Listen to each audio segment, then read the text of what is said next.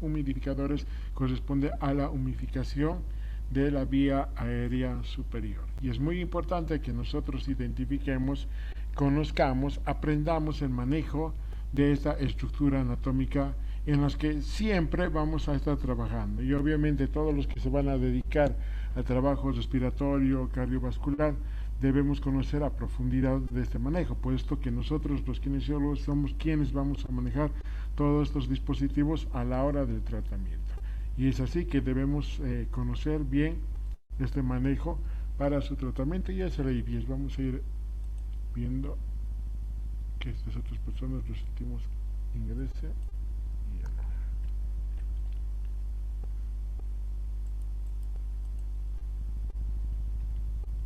Bueno, un único objetivo que tenemos dentro de este tema es identificar los tipos de humidificadores y su uso en la terapia respiratoria.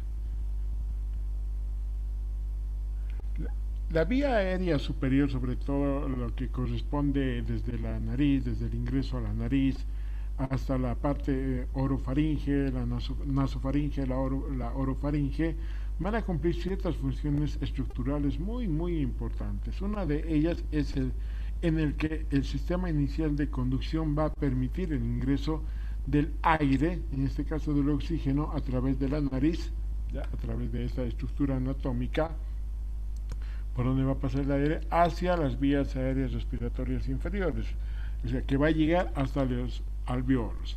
Y en todo este recorrido, sobre todo al inicio, en la parte de la nariz, esta estructura anatómica, nosotros hemos aprendido que esta área va a cumplir una función específica, sobre todo cuando ingresa el aire, si ingresa, no sé, con cierto polvo, polvorillo, entonces, ¿qué es lo que va a hacer esta área?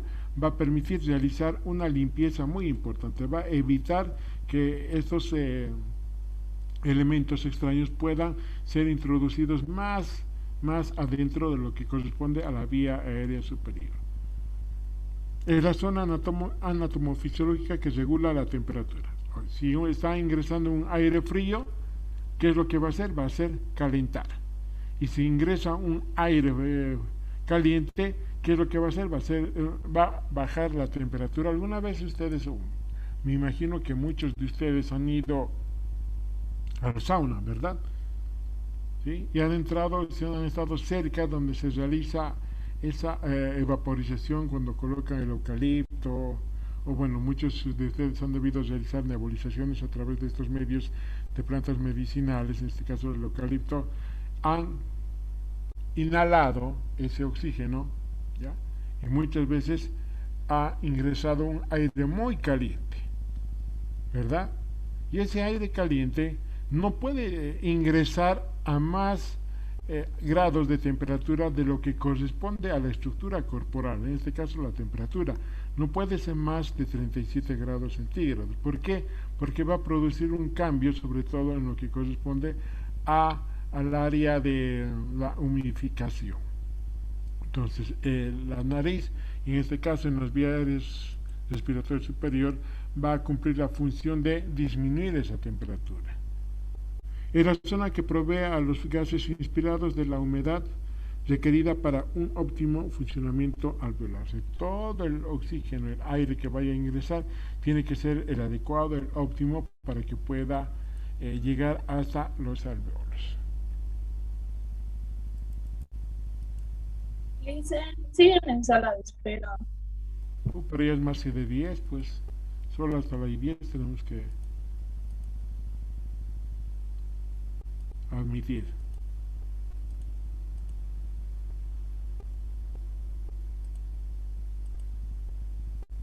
Bueno, serán los últimos que estamos admitiendo.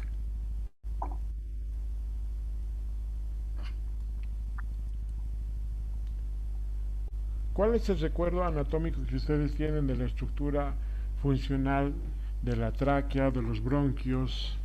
¿Alguien puede hacer un recuerdo? Caro Villegas está.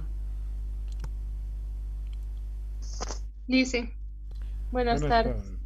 ¿Puedes hacernos un recuerdo de la estructura anatómica interna de lo que corresponde a la tráquea o de la La, parte de la La tráquea está conformada por cartílagos en forma de U. Esta parte, la parte posterior está unida por músculos también que van a ayudar a músculos que se contraen al realizar la inspiración. Estos también van a estar tapizados por, si no me equivoco, por vellosidades que van a ayudar a, a evitar que ingresen partículas extrañas o para también purificar el aire. Exactamente, muy bien. Entonces, la anatomía interna, sobre todo de estas estructuras anatómicas de la vía aérea respiratoria, cumplen funciones muy importantes, sobre todo. Tienen diferentes tipos de células pseudo estratificadas, ¿ya? Que van a hacer que todas estas vellosidades que presentan estos cilios pueda expulsar. El movimiento que tienen estos cilios es de abajo hacia arriba. Entonces, por eso la mucosidad que nosotros presentamos para poder eliminar van a ser ayudados a través de estos cilios. Entonces, van a eliminarse y los cuerpos extraños también van a eliminarse de abajo hacia arriba hasta la vía aérea superior, ¿ya? Hasta la parte respiratoria superior. Ahora, por favor, Martínez Padilla, apaga tu micrófono.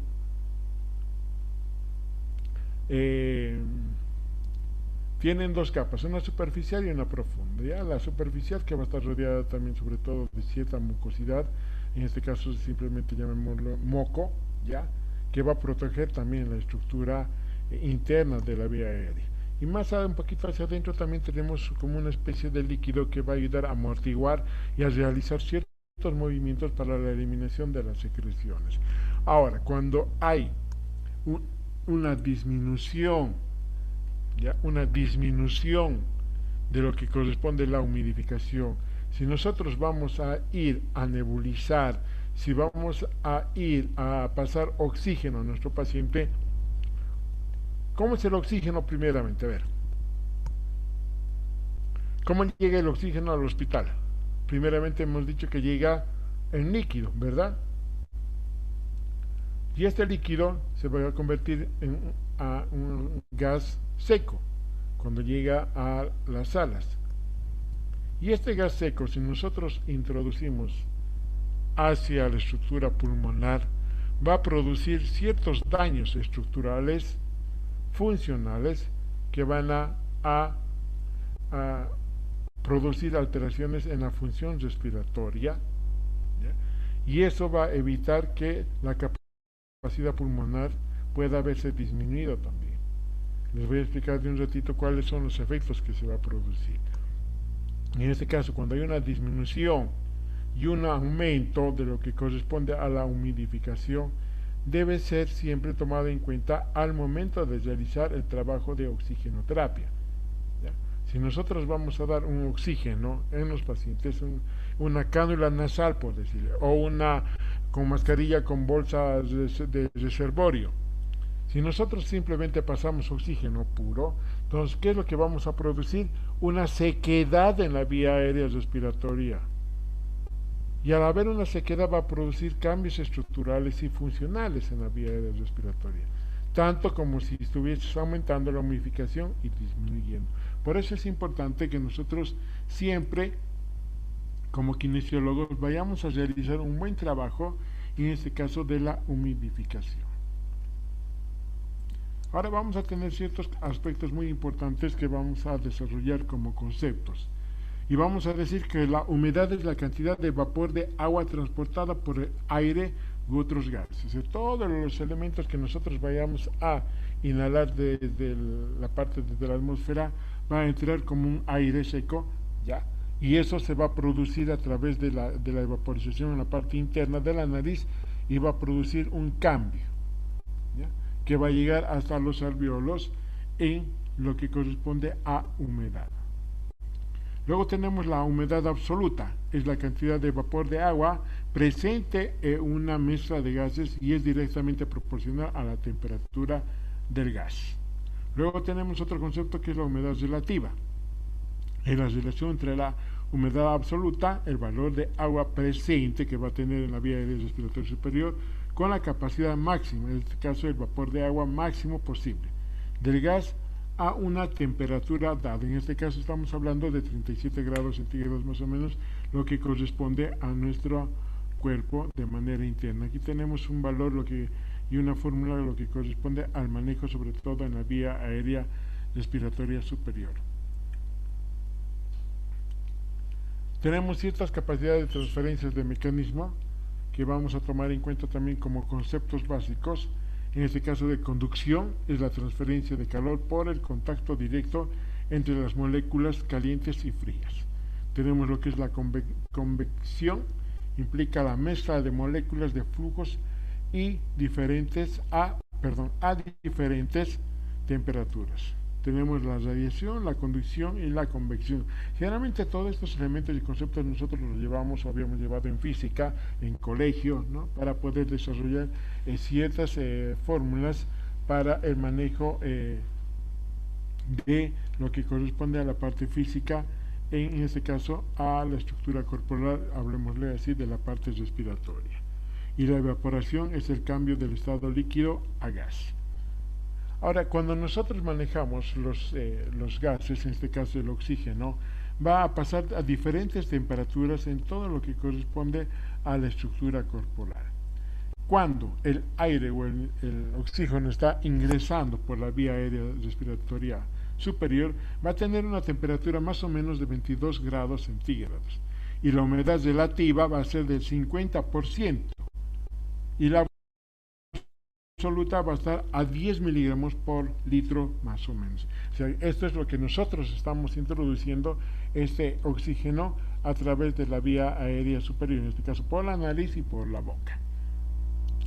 Cuando ya está en la parte de la orofaringe, o de la nasofaringe, va a tener una temperatura más o menos de 30 grados, o sea que va a ir ascendiendo un poco más la temperatura. Y la humedad relativa está ya a 95%.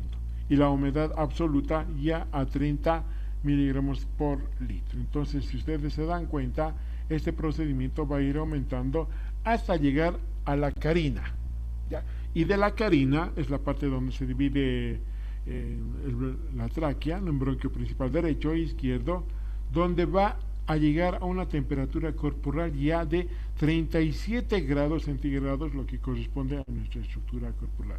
Y es aquí donde nosotros tomamos en cuenta estos elementos muy importantes para tomar en cuenta al momento de realizar la humidificación, ya sea con ventilación mecánica invasiva, ya sea con otros elementos de humidificadores que les vamos a mostrar un poquito más adelante. La humedad relativa es al 100% y la humedad absoluta es del 43.9 miligramos por litro. Entonces, si ustedes se dan cuenta y observan en la pantalla esta variabilidad que existe desde el ingreso del oxígeno hasta la carina, hasta los alvéolos, hay un cambio rotundo en aumento en lo que corresponde a la temperatura, a la humedad relativa y a la humedad absoluta.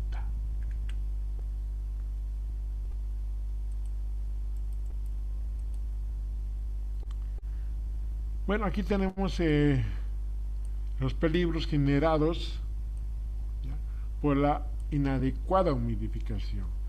Esto va a verse afectado sobre todo a nivel estructural y funcional, como les decía hace rato, ¿ya?, fisiológicos y clínicos que van a desarrollar también como sintomatología. Si nosotros vemos a nivel estructural, vamos a ver alteraciones por déficit de humedad y exceso de humedad. Eso es importante que ustedes identifiquen. ¿Por qué nosotros debemos humidificar siempre el oxígeno? Porque hay casos, y he visto y sigo viendo siempre, por ejemplo, en el hospital, algunas enfermeras, no todas, siempre están pasando oxígeno sin agua, se están pasando oxígeno seco. Y esto va a producir ciertos cambios estructurales funcionales en los pacientes. Y eso no es bueno. ¿Por qué? Porque va a haber un problema respiratorio. Entonces, ¿qué es lo que vamos a ver nosotros a nivel estructural por un déficit? Va a haber una pérdida de la función ciliar, un peligro temprano. Por ejemplo, en este caso la pérdida de de la función ciliar cuando hay una disminución de la temperatura, muchos de los pacientes o de las pacientes van a llegar a una deshidratación también.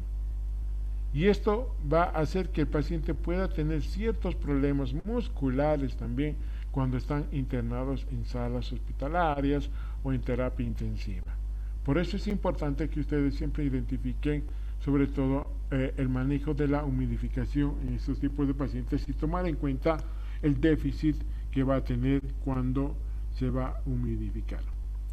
Destrucción de los cilios. O sea, si nosotros hemos visto que los cilios cumplen funciones de eliminación de los cuerpos ciliares, perdón, de los cuerpos extraños, tienen movimientos ondulatorios de abajo hacia arriba, por lo tanto, cuando hay una humidificación, esto se va a secar, se va a hacer como una, no necrosis, pero como una especie de quiste más o menos que se realizan a nivel de estas capas mucosas. Entonces no va a tener ese movimiento ondulatorio de abajo hacia arriba. Por lo tanto va a disminuir esa capacidad de movimiento que tiene y por lo tanto va a evitar o no va a hacer su función de eliminar todos los cuerpos extraños, en este caso los mocos que muchas de las veces tenemos que eliminar nosotros. Daños de las glándulas mucosas, lo que les decía recientemente. Desorganización del epitelio de la vía aérea.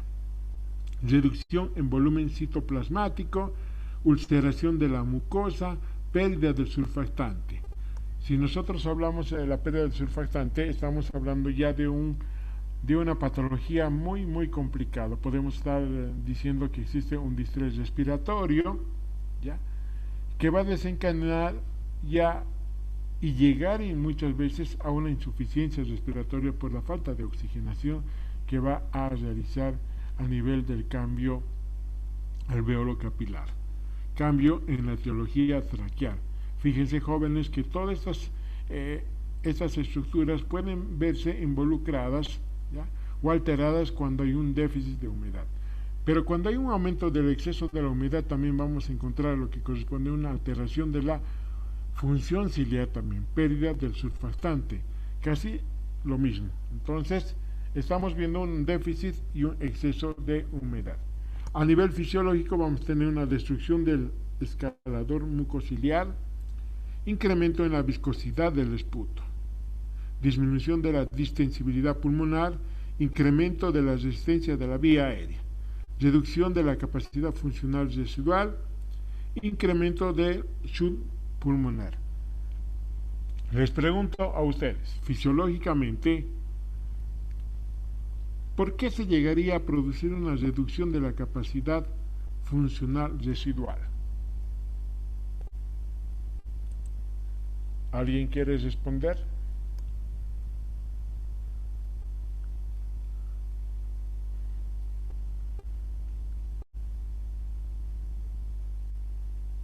Porque estaría entrando demasiado oxigenación a las cuales vendría a ser más residual la oxigenación. No. Algo tiene que ver. Está entrando más oxigenación, pero ¿por qué?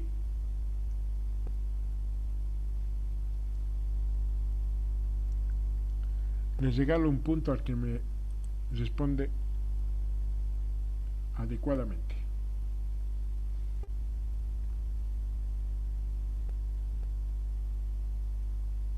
Si estamos hablando de dificultad, ya de una fisiopatología, de un daño de la mucosidad, de los cilios, hemos mencionado que hay alteraciones en las glándulas de las mucosas, desorganización del epitelio, reducción del volumen citoplasmático, ulceración de la mucosa. ¿Por qué se llegaría a producir una reducción de la capacidad funcional residual? ¿Sería el asma, licenciado? ¿Qué? ¿Por el asma? No No estamos hablando nada de patologías aquí. Simplemente de la fisiopatología. O sea, patologías como el asma, EPOC, no sé, y otros, no estamos hablando de eso, solamente de la fisiopatología de lo que había mencionado hace ratito.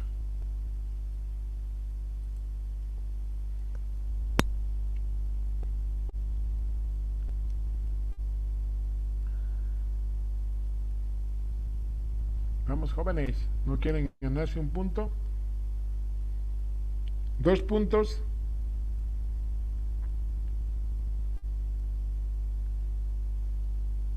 Dicen, ¿por qué no se puede eliminar totalmente el aire por el daño que existe? O sea, no puede ingresar, mejor dicho. O sea, sí ingresa el aire. El aire está ingresando normalmente. Bueno, la capacidad funcional es cuando no es lo que queda después de la expiración Sí, eso. residual. Entonces, sería que si hay una reducción, quiere decir que no tiene, no queda lo suficiente. O sea, sí queda, pero sí queda lo suficiente, pero hay una caída excesiva. O sea, todo el aire que nosotros supuestamente tendríamos que eliminar va aumentando eso.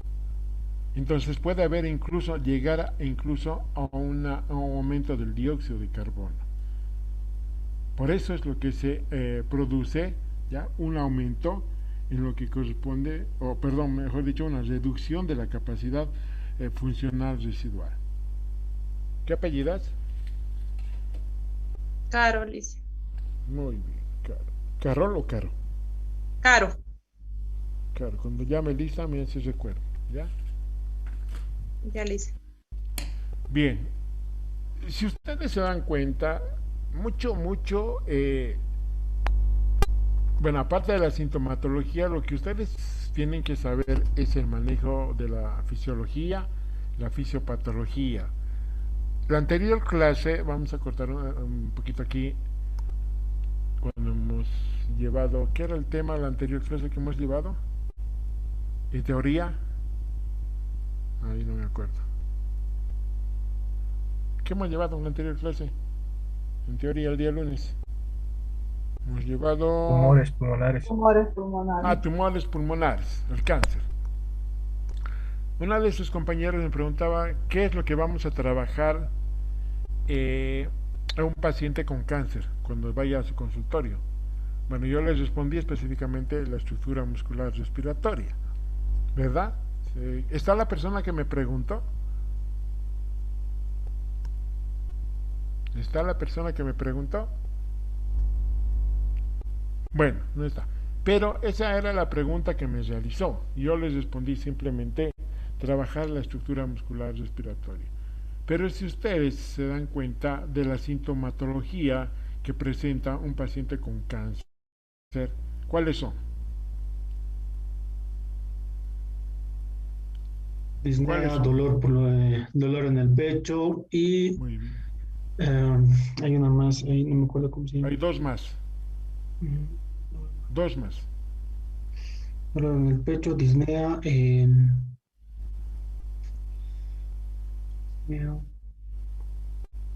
La hemoptisis, bota sangre, expectoración con sangre. No me acuerdo bien. disnea, hemoptisis, dolor torácico y la tos. Ahora, aparte de esos dos síntomas, cuando el cuadro clínico va empeorando, hemos indicado que va a haber también astenia. La astenia es la debilidad, el paciente va a estar sin ganas, no tiene ninguna capacidad de poder movilizarse, todo el tiempo para con sueño, quiere dormir, quiere estar echado, ¿verdad? De acuerdo a esta sintomatología, nosotros siempre vamos a actuar para hacer nuestro plan de tratamiento. Si veo que mi paciente tiene una disnea, ya, no, o sea, dentro de mi trabajo kinesiológico no simplemente voy a trabajar la estructura muscular respiratoria, a eso me voy, sino siempre les dije que vamos a manejar de manera integral con todos los pacientes. Y en este caso, si mi paciente tiene una disnea, voy a utilizar diferentes tipos de escalas, la escala de Borg, por ejemplo, para valorar cuánto está mi paciente en esa escala. voy a valorar cuánto está su presión arterial, voy a valorar su frecuencia cardíaca, su frecuencia respiratoria, y en función a eso yo voy a hacer mi plan de trabajo para mejorar o para disminuir esa disnea que está presentando. Ahora, yo siempre les dije, siempre, yo no doy recetas, por ejemplo, en un paciente con, no sé, con asma van a trabajar esto, no. Hablamos mucho de la fisiopatología y de función a esa estructura, a la fisiopatología que está presentando, yo voy a hacer mi plan de tratamiento relacionado con la sintomatología que está presentando mi paciente. En este caso, en pacientes con cáncer, ¿ya? Voy a evaluar la disnea. Y si hay una disnea, de hecho mi paciente va a presentar una atrofia muscular, por decirles. ¿Ya? Porque el paciente está asténico, quizás mucho tiempo, ¿ya? Y esos músculos no han estado trabajando adecuadamente, ¿ya? O por el tiempo que tiene el paciente con cáncer, no ha realizado actividad física, entonces está habiendo atrofia muscular. Entonces, ¿qué es lo que voy a hacer? Una valoración de la función muscular.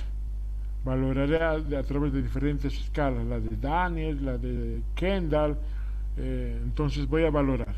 Y voy a fortalecer la estructura muscular. Si ustedes recuerdan, yo les dije que puedo trabajar mucho el fortalecimiento muscular de miembros inferiores porque me permite mejorar, ¿ya?, la función respiratoria y cardíaca, y en este caso va a haber una disminución de la disnea. El trabajo aeróbico va a ayudar a los pacientes a tener una mejor ventilación. Ahora, si el paciente tiene secreciones, tiene hemóptisis, obviamente que si hay una hemóptisis no voy a hacer que pueda eliminar mucho.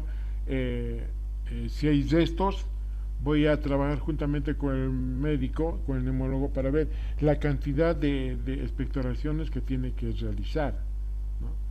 Porque si provoca mucha tos, entonces también voy a hacer que este paciente vaya eliminando esos restos cancerígenos que está presentando a nivel pulmonar, ¿no? Por ahí solamente tiene una tos seca, ¿ya?, y no hay hemóptisis, ¿ya? Entonces le nebulizaré, voy a humidificar. Entonces recuerden que el trabajo que ustedes vayan a realizar, jóvenes, siempre debe estar relacionado con la fisiopatología y la sintomatología que vaya a presentar. Es muy importante que ustedes reconozcan e identifiquen todo esto para su plan de tratamiento. Sí tenemos bases para el manejo en pacientes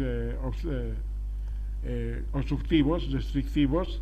Hay algunas maniobras para realizar que vamos a ir aprendiendo, pero ustedes van a determinar en qué tipos de pacientes van a usar cada uno de estos. Esa era la respuesta que quería dar para complementar sobre la anterior clase que habíamos hablado.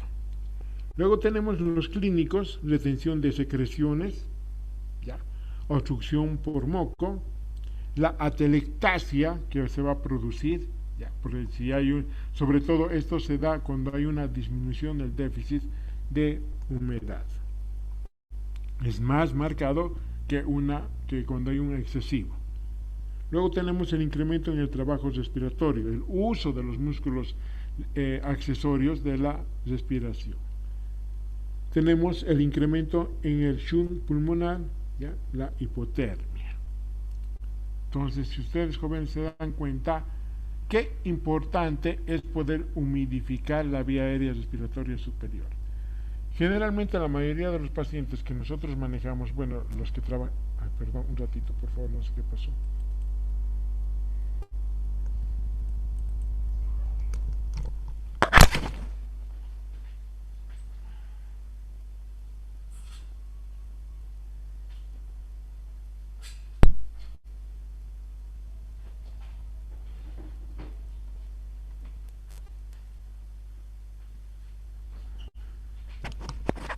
Se apagó mi pantalla, denme un segundito, por favor.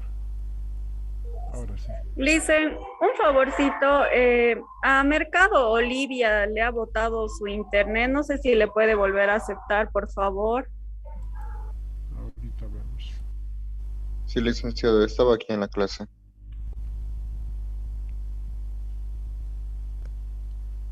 aparezcan. ¿Dónde está? Mucho hay hartos.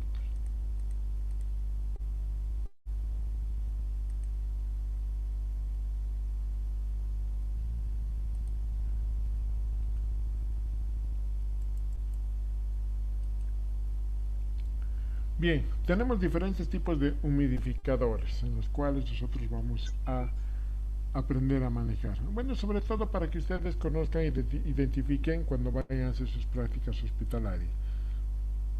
Ya la persona que va a realizar una especialidad en esta área debe tener conocimiento mucho más a profundidad del manejo de esto, sobre todo cuando van a entrar a terapia intensiva, es ahí donde se maneja mucho estos elementos. En terapia, bueno, en salas muy poco, solamente los humidificadores de burbujas son los que más se manejan, ¿ya? Bueno, tenemos dichas situaciones clínicas, son el paciente que respira espontáneamente pero requiere oxígeno suplementario o presión positiva continua en la vía aérea. Estamos hablando del CPAP, ya sin intubación. Luego tenemos en pacientes que se encuentran con vía aérea artificial. Aquí tenemos el humidificador simple o de contacto.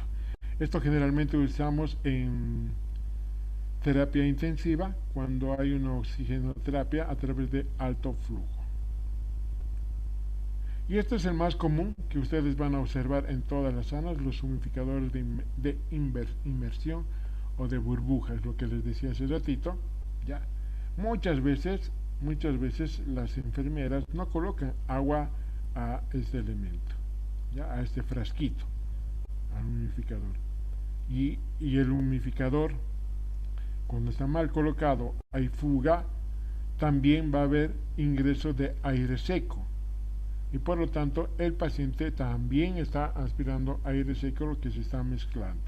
Entonces, por lo tanto, ustedes siempre deben colocar agua para poder oxigenar a los pacientes. Este es otro tipo de humidificador caliente simple, ¿ya? O de contacto y de burbuja de inmersión. Esto también manejamos lo que es en terapia intensiva a través de la oxigenoterapia de alto flujo. Y aquí tenemos muy importante cuando lleguemos a los nebulizadores, ¿ya? Les voy a explicar los tres tipos de nebulizadores que tenemos, y aquí tenemos sobre todo el nebulizador tipo JET. Este elemento, ya este artefacto, nos va a ayudar sobre todo a nosotros a poder humidificar la vía aérea respiratoria superior, y en este caso nos va a ayudar sobre todo en el tema de aceleración por la constricción del conducto principal de Bernoulli que va a tener. Entonces, cuando se introduce el medicamento más el aire, que en este caso el oxígeno que está produciendo ya a través de este elemento, o está pasando mejor dicho, ya va a ayudar a que la vía aérea respiratoria superior evite una sequedad. Va a tener una succión de aire ambiental y se mezcla con el gas de la fuente más el aire ambiente y el líquido succionado. Va a ser una succión del líquido de la nebulización. Cortito el tema, jóvenes, para que ustedes puedan aprender. Solamente lo más importante que ustedes tienen que aprender, que es la humidificación y el daño que se produce sobre todo cuando hay un aumento y una disminución de la humidificación. ¿Alguna duda, alguna pregunta?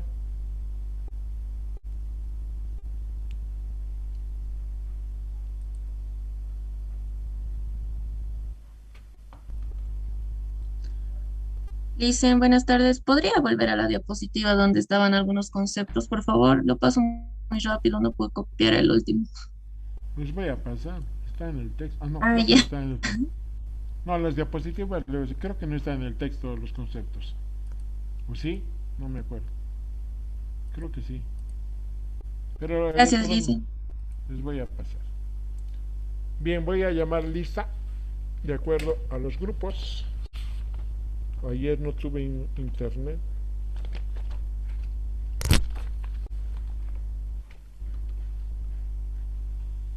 Sí. Licenciado, una preguntita. Dime. Según a la tarea grupal en la que debemos hacer.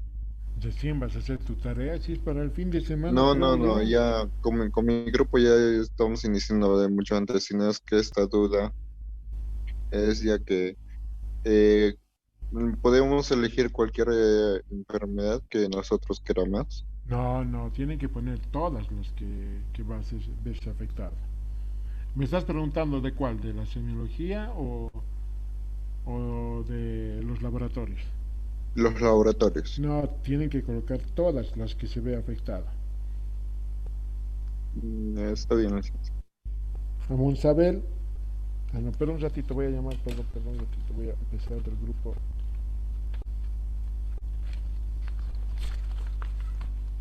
Jueves. Aguilar. Presente, Lisa.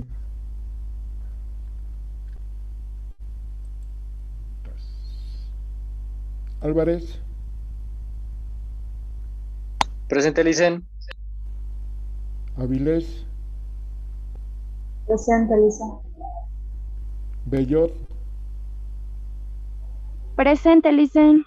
La anterior no has pasado clases, tienes 2 faltas ya. Una más, estás fuera. Caro. Presente, Licen. Me dijo que le haga el recuerdo del punto, Licen. Sí, yo te puse. Choca. Presente, Licen, aquí. Condori. Presente, Licen.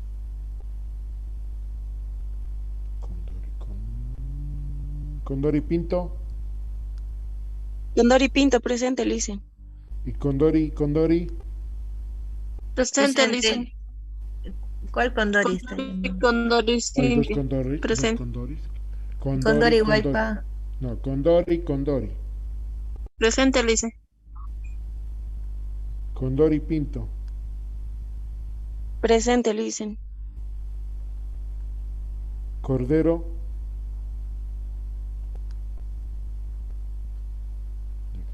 Fuera, ya está. Coro. Presente, Licen.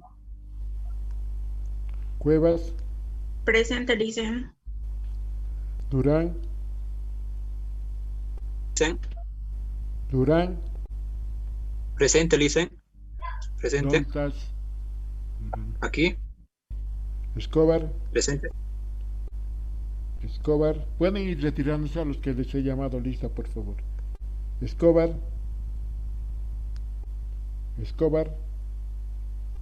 Falta. Farfán. Presente, Licen. Flores Díaz.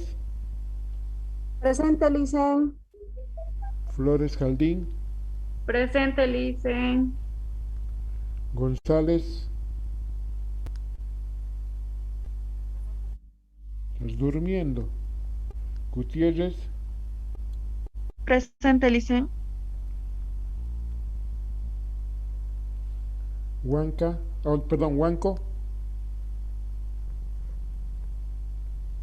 Huanco. Presente, Licen. Hurtado.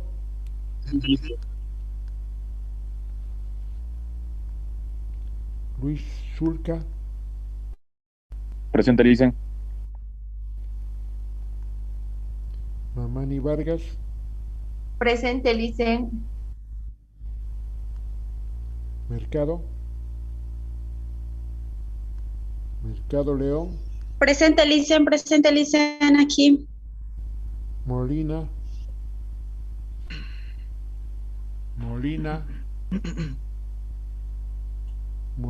Subelsa. Falta. Montalvo. Presente, Licen. Pecho. Licen, creo que le mandó justificativo por trabajo. No, Está en ya sala, tiene solo 5 faltas, ya está fuera ya. está en sala, solo que está en su trabajo. Me dijo que le mandó su justificativo por los mensajes. Pero ya tiene 5 faltas, 4 faltas ya tiene. Bueno. Porco, Presente, Licen, aquí. Portillo, Presente, Licen. Rendón. Presente, Rendón. Licen. Aquí, Rendón. Rendón. ¿Estás estudiando Rendón?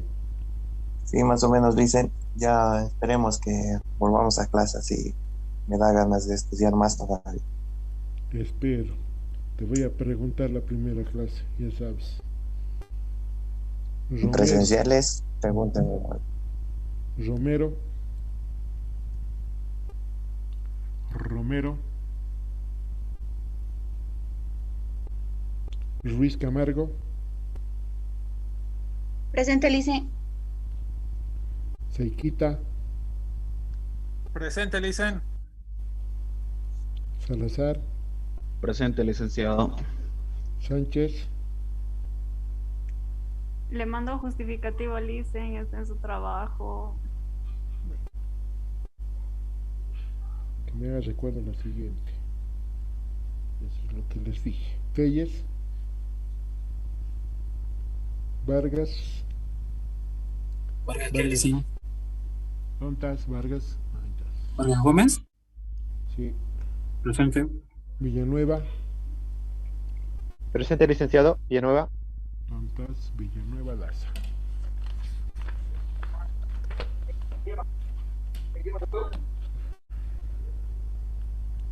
Amonsabel. Amonsabel.